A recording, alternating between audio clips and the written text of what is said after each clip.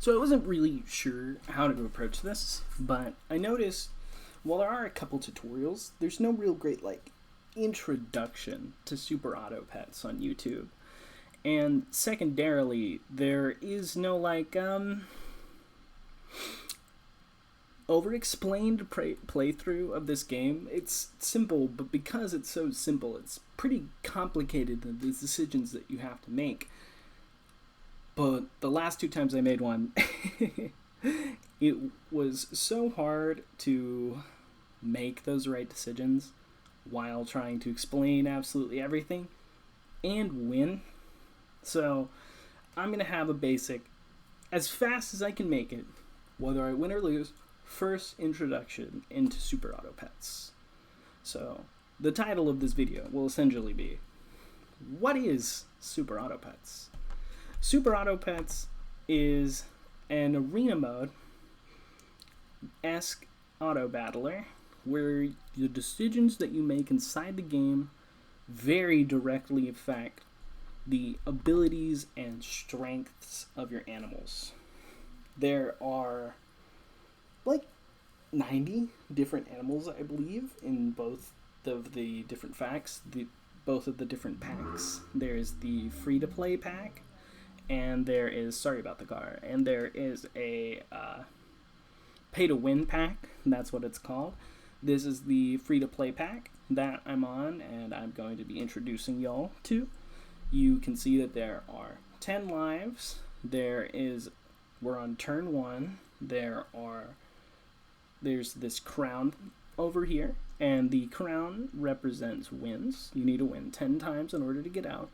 And you have 10 coins at the beginning of each match, at the beginning of each round, and you can roughly buy 3 items per game. Ideally, that's where you want to keep it, because it's as efficient as you can be, but typically you'll need to roll a bit more than once in order to get everything that you need to win.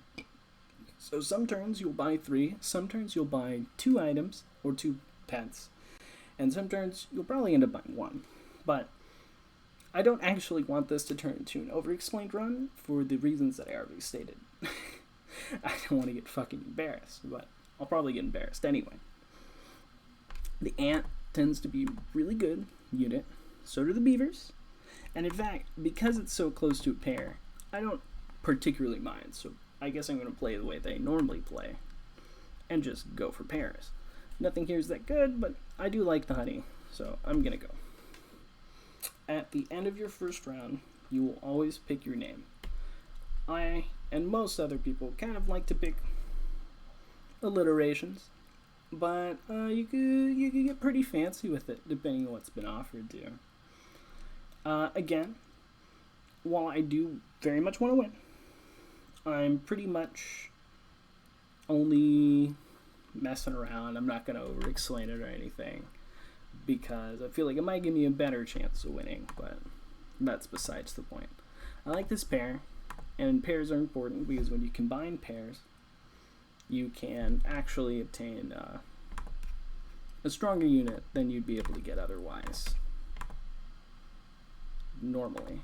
And as you can see, I'm glad I bought those grasshoppers because it allows me to get a pair. You can get any amount of draws, but you'll typically only be able to lose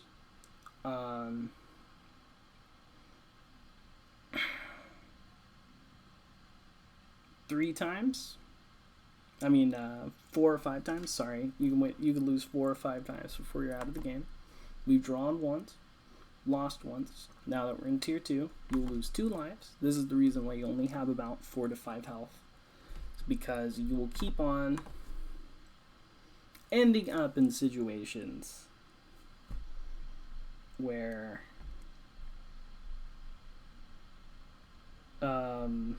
you might lose a couple health early, and then you'll lose most of it late in the game when each and every loss counts as 2 or 3 in past tier 3 animals being released. I don't take advantage of the shrimp scampi often, but seeing how as we were given a pretty good setup for it, I don't entirely mind doing so, at least for one animal.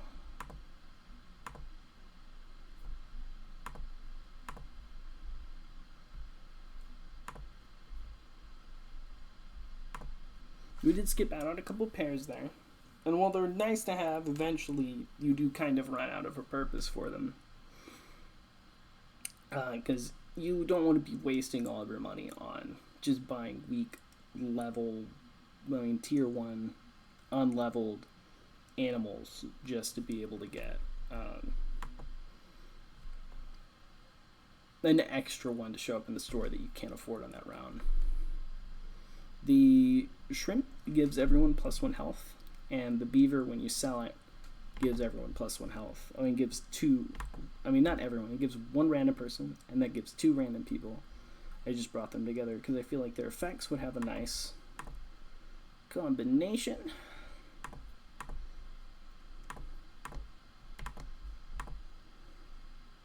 And I'm using it to scale my squad.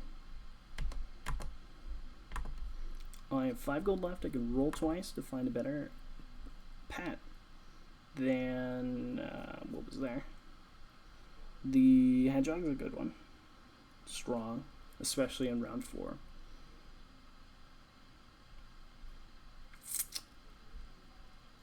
It actually is what I'm looking for. Not long term, but it is for that game. Hopefully this is still enough to eke out and win. The hedgehog is quite powerful, and I can see that he'll be able to get a kill on the ant. Unfortunately, he'll give a hurt trigger to the... And we're not going to tie, we're going to lose because of the bee. Unfortunately, even though this isn't an over-explained run, it's already not going well. It's pretty much the earliest a dog can show up naturally, so it could be quite strong. I'm willing to see where it goes. As the dog gets stronger with summons, you use the cricket. The dog was nerfed some time ago because of it being too powerful and showing up too early. But showing up a tier later means it shows up 2 rounds later on average, and its effect is not that strong because it gains +1 on health or attack on summon. That being said, it could be useful if I get the level 2, but if I won't, I will probably not be keeping it.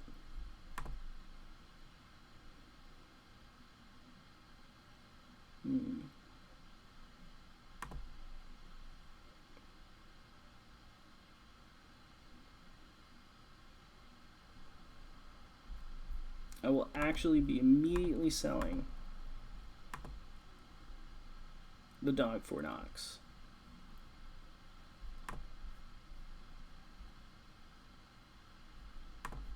And I would like honey for my badger. I didn't end up getting it. And I will tell you why.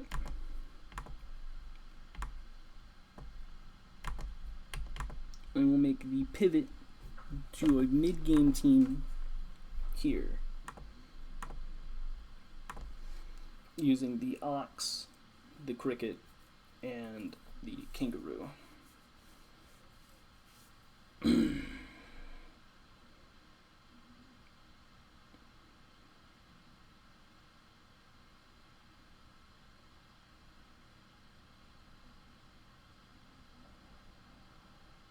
It worked out really well. We were able to win that round, probably only because of that decision we made. I think it would have come to the badger if it wasn't for the kangaroo.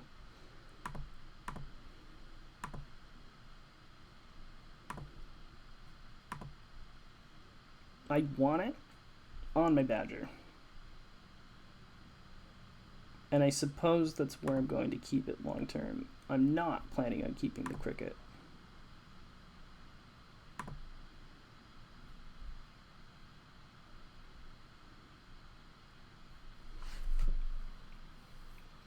I hope this works as a good first introduction. This isn't a terribly complicated team, but I haven't been explaining everything that's happening.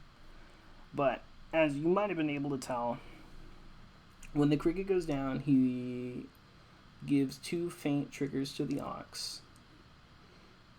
And as the ox fights, he gives triggers to the kangaroo. But it was not enough stats in order to get through that team, and I actually think we slowed down a lot. We haven't. This is a pretty weak team for round 7. And we'll probably need to do something drastic in order to get out of this hole. I don't really think that that's it.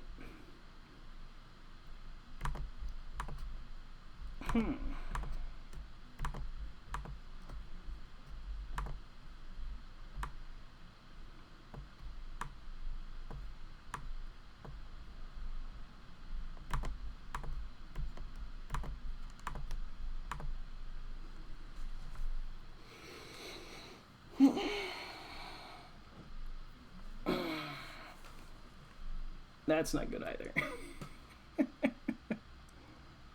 But I think it will be enough to beat him.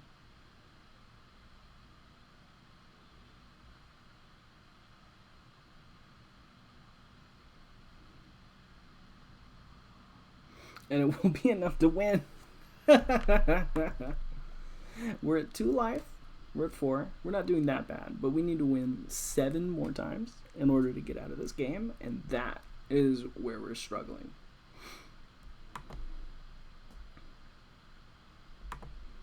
I will sell this one. Skunk.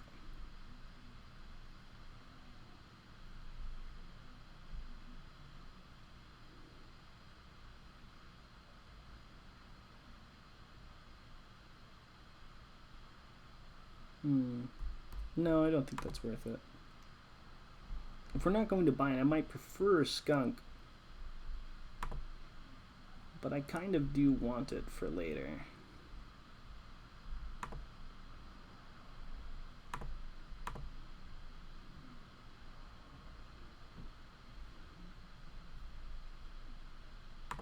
Now the extra hurt trigger, I believe, is worth it. I hope this makes the difference.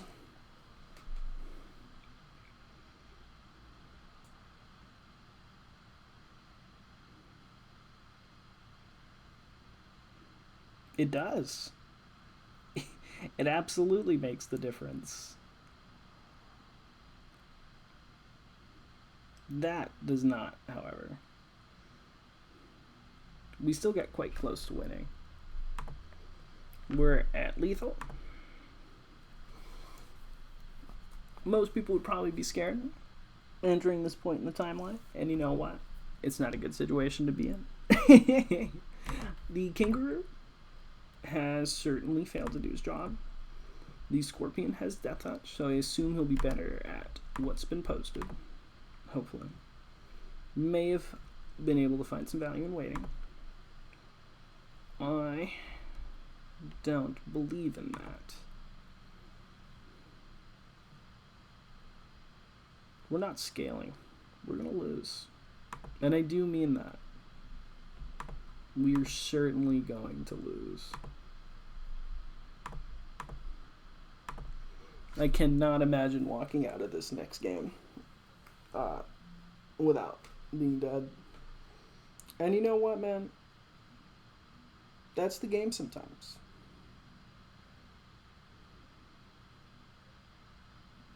Could be wrong. We're actually going to win. We got a long way to go, though, if we're going to turn this one into a win.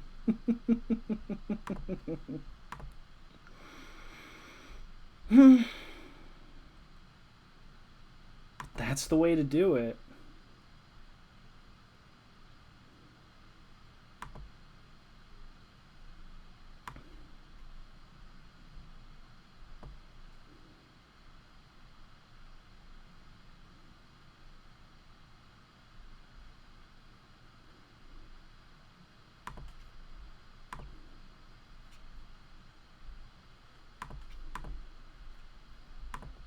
We have a level 2 skunk, level 1 technically now, together. Our opponents are not terribly powerful.